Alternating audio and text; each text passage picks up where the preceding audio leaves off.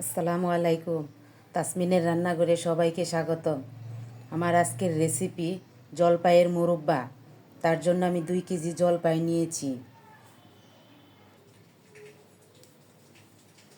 এখন আমি জলপাইগুলো এভাবে পলে নিব। দেখেন কিভাবে পলি।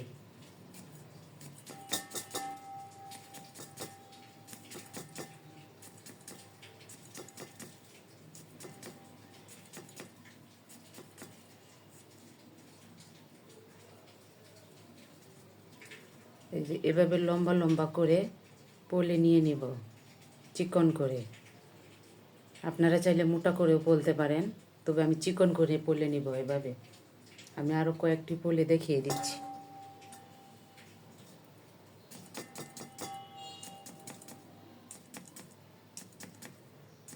এমনভাবে পলতে হবে একবারে যেন বিচিটা পর্যন্ত যায়।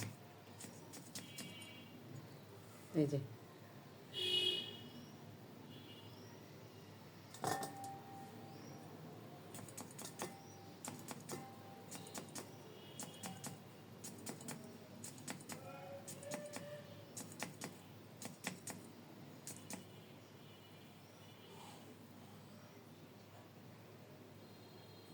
এভাবে লম্বা লম্বা করে।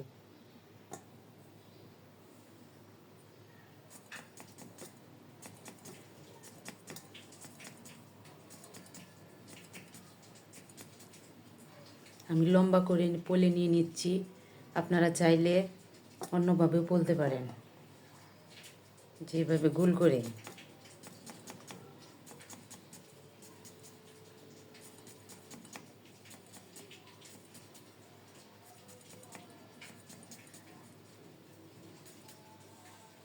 এভাবে গোল করে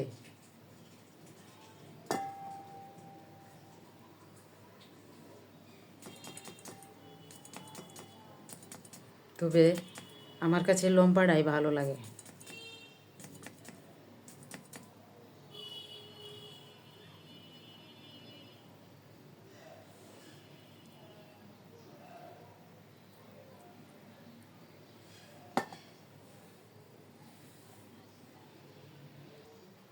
সবগুলো জলপাই আমার পলা হয়ে গেছে।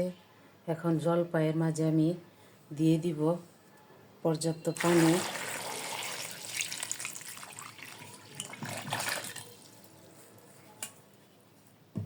জলপাইগুলো ডুবা পানি দিয়ে ভিজিয়ে রাখতে হবে 2-3 ঘন্টা। দিয়ে দিব হাফ চা চামচ লবণ। ফিরে এলাম 2-3 ঘন্টা পর। জলপাইগুলো আমি আগের পানি যে ভিজিয়ে রেখেছিলাম ওটা ফেলে দিয়ে এখন ভালো পানি দিয়ে আমি পরিষ্কার করে ধুয়ে নিচ্ছি। এভাবে চিপে চিপে নেবেন, এভাবে হালকা হাতে এভাবে একটু চিপে চিপে নেবেন যেন পানি না থাকে।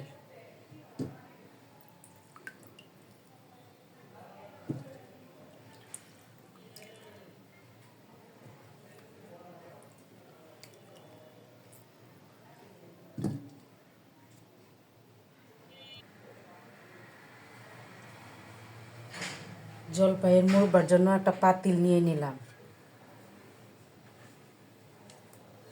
এখন জলপাইগুলো দিয়ে দিচ্ছি।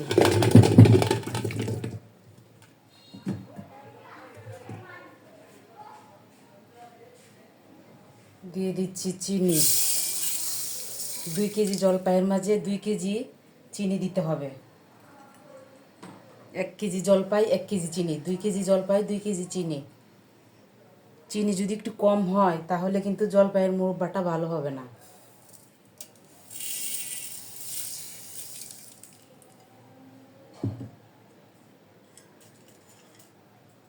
দিয়ে দিচ্ছি এলাচি, দারচিনি, তেজপাতা।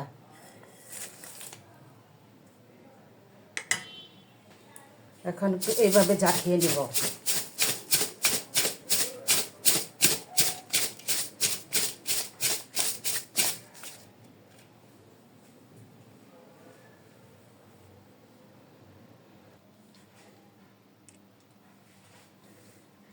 এখন চুলায় জাল ধরিয়ে দিব।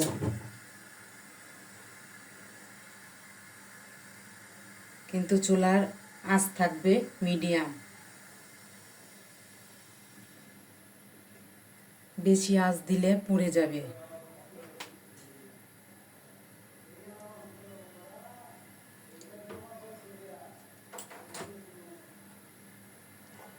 চুলায় আমি পাতিলটা বসিয়ে দিলাম, চুলা অন করে দিয়েছি।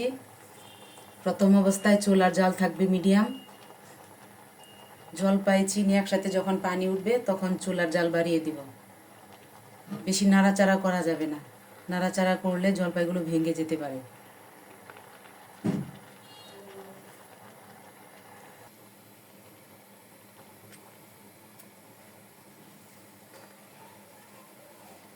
মাঝে মাঝে এভাবে একটু জাকিয়ে দিবে।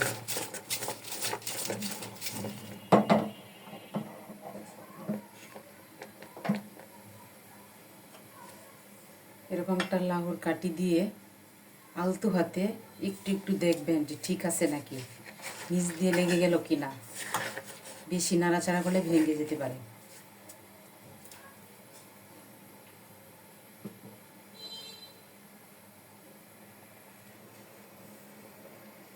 চিনিটা গলে গেছে।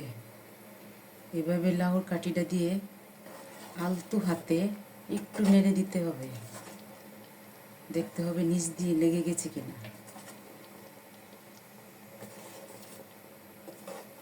চিনির পানি দিয়ে জলপাইটা জাল হয়ে যাবে।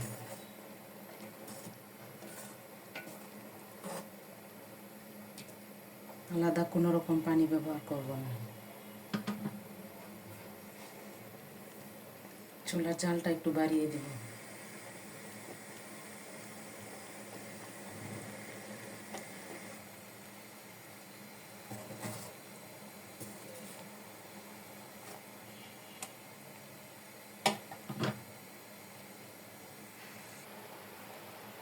চুলার জাল বেশি বাড়িয়ে দিয়েছিলাম,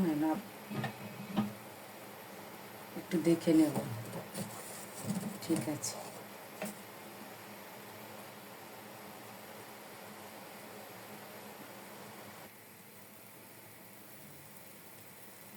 মুরব্বার বানানোর সময় খেয়াল করতে হবে মুরব্বার কি অবস্থা।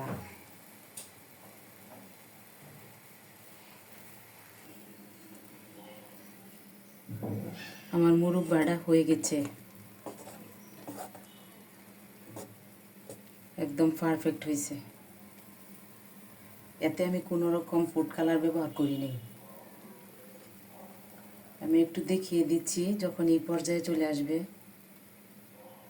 তখন নামিয়ে নেব। আপনি হাত দিয়েও দেখতে পারেন, এরকম যখন আটাটা লাগবে তখনই বুঝবেন হয়ে গেছে।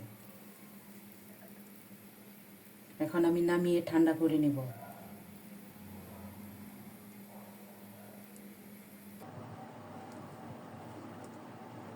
ঠান্ডা হয়ে গেছে, এখন আমি বয়মে সংরক্ষণ করে নেব।